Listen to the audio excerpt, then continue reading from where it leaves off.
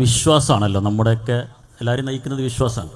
ഇപ്പോൾ മുസ്ലിങ്ങളെ സംബന്ധിച്ചിടത്തോളം പരലോ അന്ത്യം നല്ലൊരു വിശ്വാസം, അതിനുശേഷം സ്വർഗം നരകം എന്നുള്ളതാണ്. ഓരോ മതത്തിലും എല്ലാ മതങ്ങൾക്കും ഇത്തരത്തിൽ, പ്രത്യേകിച്ച് സെമിറ്റിക് മതങ്ങളല്ലാതെ മതങ്ങൾക്ക് മോക്ഷം എന്ന് പറയുന്നൊരു കോൺസെപ്റ്റ് ഉണ്ട്. എല്ലാവരും ആത്യന്തികമായിട്ട് സ്വർഗത്തിലും നരകത്തിലും എത്തും എന്നെല്ലാ മതങ്ങളും വിശ്വസിക്കുന്നു. ഒരു കമ്പാരിറ്റീവ് റിലീജിയൻ സ്റ്റഡി നടത്തുമ്പോൾ ഇപ്പോൾ നമ്മൾ പറയുന്നത് നമ്മൾ മാത്രമാണ് ശരി. മറ്റുള്ള മതങ്ങളുടെ ഗ്രന്ഥങ്ങൾ പരിശോധിക്കുമ്പോൾ അവയിലും ദൈവേതരമായി പറഞ്ഞ പോലെ നമ്മൾ ഖുർആൻ്റെ തെളിവുകൾ ഉദ്ധരിക്കുന്നത് പോലെ ഒരു തെളിവുകൾക്ക് വേണ്ടി അവർക്ക് ഉദ്ധരിക്കാൻ പറ്റുന്ന കുറേ സൂക്തങ്ങളോ മറ്റോ ഒക്കെ ബൈബിളിലാണെങ്കിലും ഗീതയിലാണെങ്കിലും ഒക്കെ ദൈവികേതരമായ ഇത്തരം ചില പരാമർശങ്ങൾ ഉണ്ടാകുന്നുണ്ട്. ഖുർആൻ നമ്മൾ പൂർണ്ണമായും അത്തരത്തിലാണ് നമ്മൾ പറയുമ്പോഴും അവർക്കും അത്തരം വിശ്വാസങ്ങളാണ് അവർ മുന്നോട്ട് നീക്കുന്നത്. അപ്പോൾ ഇത്തരം വ്യത്യാസങ്ങളുണ്ടല്ലോ. ഇപ്പോൾ എല്ലാവരും ഞങ്ങളാണ് ശരി എന്ന് പറയുന്നതാണ് പൊതുവിൽ ഇപ്പോൾ സമൂഹത്തിൽ നടക്കുന്നത്. അവിടെ യഥാർത്ഥ ശരി എങ്ങനെ മനസ്സിലാക്കാമെന്നുള്ളൊരു ഇപ്പോൾ പുതിയ കാലഘട്ടത്തിലെ ചോദ്യമാണത്. യഥാർത്ഥ ശരി എങ്ങനെ മനസ്സിലാക്കാം? അവിടെ ഇസ്ലാമിൻ്റെ മറുപടി എന്താണെന്നുള്ളതാണ് എൻ്റെ ചോദ്യം.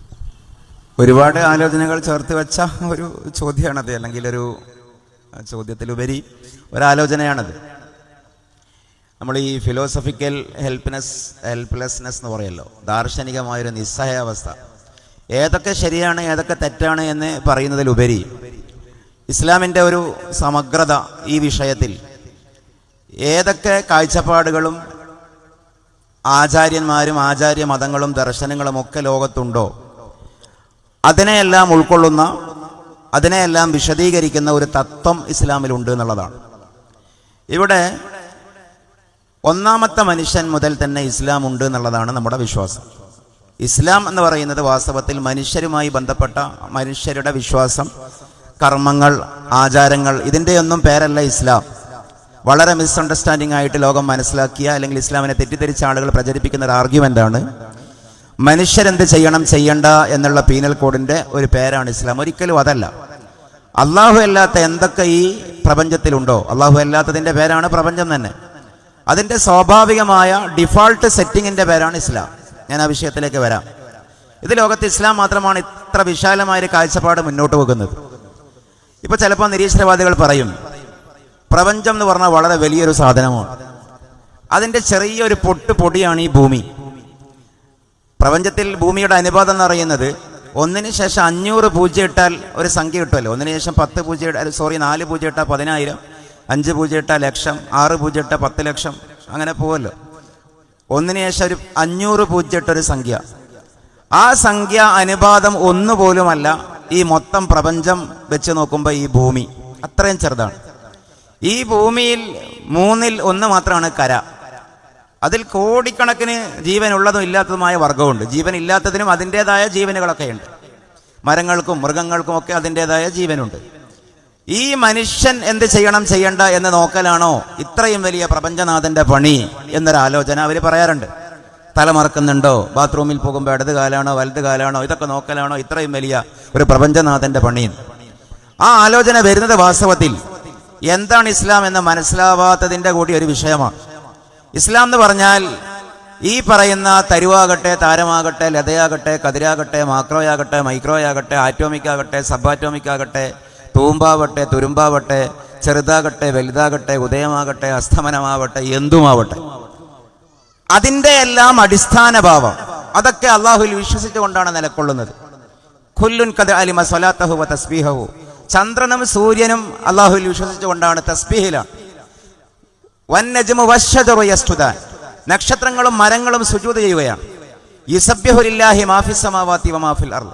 ആകാശഭൂമികളിലുള്ളത് മുഴുവനും അള്ളാഹുവിൻ്റെ സങ്കീർത്തനത്തിലാണ്. ഈ മൈക്ക് അല്ലെങ്കിൽ ഈ നാം ചവിട്ടി നിൽക്കുന്ന മണ്ണ് പോലും മുസ്ലിമീങ്ങളാണ്. ഇതാണ് വിശുദ്ധ ഖുർആന്റെ കോസ്മോളജിക്കൽ പോയിന്റ്, കാഴ്ചപ്പാട്. മുഴുവനും കുഫർ എന്ന് പറയുന്ന സാധനം, അവിശ്വാസം എന്ന് പറയുന്ന ഒരു ഫീൽ, അത് മനുഷ്യർക്കും ജിന്നിൻ്റെയും ഇടയിൽ മാത്രമേ ഉള്ളൂ. ബാക്കിയൊക്കെ വിശ്വാസികളാണ്, എല്ലാം വിശ്വാസികളാണ് ഈ പ്രപഞ്ചം മുഴുവനും. അപ്പോൾ മനുഷ്യൻ മുതലാണ് ഇസ്ലാം ആരംഭിച്ചത് എന്നുള്ള എൻ്റെ വാക്കിനെ തന്നെയാണ് ഞാൻ തിരുത്തിയത്. അതതിൻ്റെ ഇടക്ക് വന്നപ്പോൾ ഞാൻ ഇങ്ങോട്ടേക്ക് വന്നതാണ്. അപ്പോൾ ആദം നബി അലൈഹിസ്സലാത്തു വസ്സലാം മുതൽ അവസാന മനുഷ്യൻ വരെ, from the first homo sapien to the last homo sapien, അവരെയൊക്കെ വ്യാപരിക്കുന്ന ദർശനമാണ് പരിശുദ്ധ ഇസ്ലാമിൻ്റെ മനുഷ്യരോടുള്ള വേദങ്ങളും കാര്യങ്ങളും. അതിൻ്റെ ഇടയിൽ 1.25 ലക്ഷത്തോളം പ്രവാചകന്മാർ വന്നു, ഭൂമിയുടെ എല്ലാ ഭാഗത്തും വന്നിട്ടുണ്ട്, എല്ലാ ഭാഷയിലും സംസാരിച്ചിട്ടുണ്ട്, 4 ഗ്രന്ഥങ്ങൾ ഉണ്ടായിട്ടുണ്ട്, 100 അനുബന്ധ ഗ്രന്ഥങ്ങൾ ഉണ്ടായിട്ടുണ്ട്. ഇതൊക്കെ പിന്നീട് ലോകത്ത് പല ശിഷ്യന്മാരും നാഗരികതകളും സംസ്കാരങ്ങളും മാറി മറഞ്ഞപ്പോൾ ഭൂമിയിൽ വ്യത്യസ്ത രീതികളിൽ അത് സർക്കുലേഷൻ ചെയ്യപ്പെട്ടു. മാറ്റത്തിരുത്തലുകൾക്ക് വിധേയമാക്കിയും അടിസ്ഥാനപരമായി അതിനെ ആശ്രയിച്ച് അതിൻ്റെ സൃഷ്ടികളായി വേറെ പലതും ചമച്ചുണ്ടാക്കിയുമൊക്കെ ഒരുപാട് ദർശനങ്ങളൊക്കെ ഉണ്ടായി. അതുകൊണ്ട് തന്നെ എല്ലാ ദർശനങ്ങളിലും പൊതുവായ സാമ്യതകളും ശരികളും ഉണ്ടാവും, തീർച്ചയായും ഉണ്ടാവണം. നമ്മളിപ്പോൾ പറയും നബി സല്ലല്ലാഹു അലൈഹി വസല്ലമക്ക് ഖുർആൻ, ഈസാ അലൈഹിസ്സലാമിന് ഇൻജീൽ, മൂസ അലൈഹിസ്സലാമിന് തൗറാത്ത്, ദാവൂദ് അലൈഹിസ്സലാമിന് സബൂർ. ഈ 4 കിതാബുകൾക്ക് പുറമെ 100 ഏടുകളുണ്ട് എന്ന് പറയും, സുഹുഫ്. ഈ 100 ഏടുകൾ ഏതൊക്കെ നബിമാർക്കാണ് എന്നുള്ളത് പോലും കൃത്യമായിട്ട് അറിയില്ല. പേരുകളുണ്ട്, അതെന്തായി, എങ്ങനെയാണത് പിന്നീട് നാമാവശേഷമായത്, ആരാണ് പിന്നെ ഏറ്റെടുത്തത്, ഒന്നും അറിയില്ല.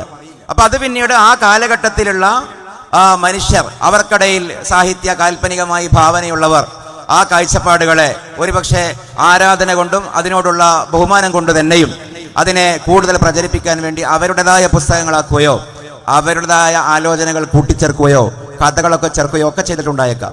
അപ്പൊ മനുഷ്യരാശിയുടെ 12,000 കൊല്ലങ്ങൾക്കിടയിലുള്ള നാൾ വഴികളിൽ അള്ളാഹു ഭൂമിയിലേക്ക് അവതീർണമാക്കി കൊടുത്ത അറിവുകളുടെ വ്യത്യസ്തമായ വകഭേദങ്ങൾ തന്നെയാണ് മറ്റു മതങ്ങൾ കൊണ്ടു നടക്കുന്ന വേദങ്ങളുടെയും അടിസ്ഥാനപരമായ സത്ത എന്നുള്ളതാണ് നാം മനസ്സിലാക്കേണ്ടത്. അതിൽ കൂട്ടിച്ചേർക്കപ്പെട്ട കാര്യങ്ങളൊക്കെ മനുഷ്യഭാവനകളും കാൽപ്പനികമായ കാര്യങ്ങളുമായിരിക്കാം.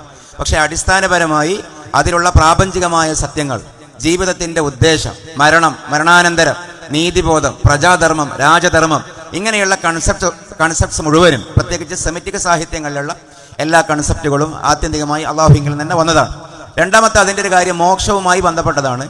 എല്ലാ മതങ്ങളും ശരിയാണ് ഒരു സ്റ്റേറ്റ്മെന്റ്, നമ്മൾ മാത്രമേ ശരിയുള്ളൂ മറ്റൊരു സ്റ്റേറ്റ്മെന്റ്. ഇത് രണ്ടും നമ്മൾ നടത്തുന്നില്ല. നമ്മൾ വ്യക്തികളിലേക്കല്ല ചേർക്കാറുള്ളത്. എല്ലാ ശരികളുടെയും സമഗ്രമായ ഭാവമാണ് ഇസ്ലാം എന്നുള്ളതാണ് നമ്മുടെ പോളിസി. ഒരുപാട് ശരികളുണ്ട് പ്രപഞ്ചത്തിൽ, ഒരുപാട് ശരികൾ ചതറിക്കിടക്കുന്നു. അത് ചതറാനുള്ള കാരണം ഞാൻ പറഞ്ഞു. ഒരുപാടിടങ്ങളിലേക്ക് ഒരുപാട് പ്രവാചകന്മാർ പോയി, ഒരുപാടിടങ്ങളിൽ പരിശുദ്ധ അള്ളാഹുവിൻ്റെ ദർശനങ്ങൾ സ്പ്രെഡായി.